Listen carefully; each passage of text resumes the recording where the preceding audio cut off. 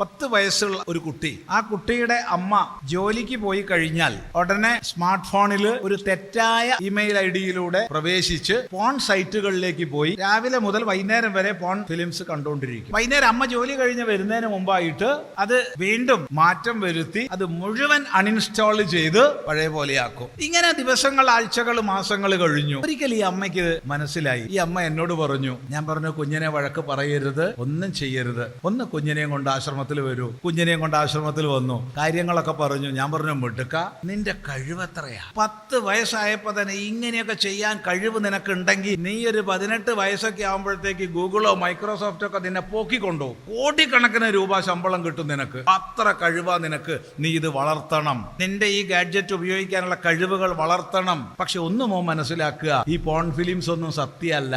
അത് മുഴുവൻ ഷൂട്ട് ചെയ്യുന്നതും കൃത്രിമമായി ഉണ്ടാക്കുന്നതും ദിവസങ്ങൾ ഷൂട്ട് ചെയ്ത് എഡിറ്റ് ചെയ്ത് ഉണ്ടാക്കുന്നതാ. ഇത് മനസ്സിലാക്കണം എന്ന് പറഞ്ഞു കൊടുത്തു. കാലം മുന്നോട്ട് പോയി. അവൻ ഇപ്പോ 12ാം ക്ലാസ്സിലെത്തി. കമ്പ്യൂട്ടർ ഇൻഫർമേഷൻ ടെക്നോളജി അതില് നമ്പർ 1 കുട്ടിയായിട്ട് പഠിക്കുകയാണ്. അതുകൊണ്ട് നമ്മള് ഒന്നിനെ നിഷേധിച്ച് തച്ചോടച്ച് അത് അങ്ങോട്ടോ അങ്ങനെ പറയാതെ അവരെ പ്രോത്സാഹിപ്പിക്കുക. ജോഷയേത് സർവകർമാണി, അതായിരിക്കണം നമ്മുടെ മാർഗം. അതുകൊണ്ട് കുട്ടികളെ കുറിച്ച് വ്യാകുലപ്പെടേണ്ട. അവർക്ക് ധർമ്മ മൂല്യങ്ങൾ ചെറുപ്പത്തിലെ നൽകുക. നമ്മളെക്കാളൊക്കെ എത്രയോ കഴിവുള്ള മിടുക്കുള്ളവരാ നമ്മുടെ മക്കള്.